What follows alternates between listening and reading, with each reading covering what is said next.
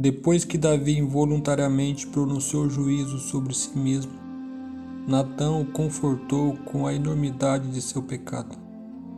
O coração de Davi foi quebrantado, e ele confessou sua transgressão. Imediatamente Natã lhe assegurou: também o Senhor perdoou seu pecado. E ele estava perdoado. Não há prazo de espera para o perdão de Deus. Davi não precisava provar que estava sendo sincero antes que o perdão fosse concedido. No entanto, Natã, que já tinha predito as consequências do pecado de Davi em 2 Samuel 12, 10-12, afirmou que aquele filho morreria. É muito comum vermos pessoas fazerem suas escolhas sem pensar nas consequências que elas trarão. Para muitos, e talvez para nós mesmos, o que vale na hora da escolha é o prazer imediato e a vantagem que ela se obterá. A preocupação com as consequências e implicações é mínimas ou até mesmo inexistente. Esse imediatismo, infelizmente, tem afetado muitas pessoas, e não são poucos os crentes que seguem por esse caminho. O resultado são inúmeros conflitos e dramas familiares. Davi também deve ter pensado nestas questões ao ver seu mundo desmoronar. O bebê morto, sua família em desordem.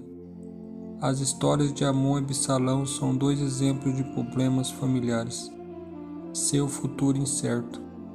Contudo, apesar das consequências desse pecado que afetou inocentes como Urias e a criança recém-nascida, Davi entendeu que a graça de Deus cobriria seu pecado e que um dia todas as consequências seriam eliminadas. Enquanto isso, ele encontraria na graça de Deus o descanso para sua consciência atribulada. A história de Davi de seu adultério com Betseba serve para demonstrar que na vida não podemos fazer nossas escolhas de modo inconsequente. Todas as escolhas que fazemos trarão consequências, que podem ser boas ou ruins. Elas nos aproximarão ou nos afastarão de Deus. É bem certo que Deus perdoa nossos pecados, mas assim como aconteceu com Davi, Ele não nos livra das consequências. Mesmo perdoados, teremos que sofrê-las. Ainda hoje, muitos caem em tentações como Davi caiu, por subestimarem os perigos espirituais. Quantos são aqueles que fazem escolhas erradas, escolhendo o adultério, a fornicação, simplesmente porque olharam pelo terraço? Acessaram aquela página na internet com imagens impróprias que não deveriam acessar. Cederam à tentação de dar uma olhadinha apenas. Tais escolhas desencadeiam resultados catastróficos que resultarão em ruína. Por toda a nossa vida, as escolhas erradas que fazemos sempre terão suas consequências. O que sucedeu com Davi e Betseba é a demonstração disso. Aprendemos na Bíblia que aquilo que semeamos, isso ceifaremos. Não se deixe enganar, de Deus não se zomba, pois o que o homem semear, isso também colherá.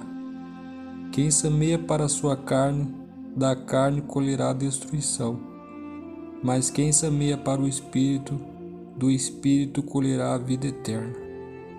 Gálatas capítulo 6, versos 7 e 8. Davi semeou corrupção e teve que colher as consequências de seus atos. Isso porque de Deus não se zomba.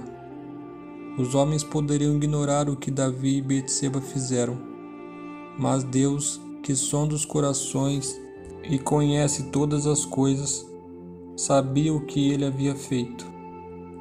Nada fica encoberto aos olhos do Senhor, que no tempo oportuno lhe mandará a recompensa pelos seus atos, sendo eles bons ou ruins.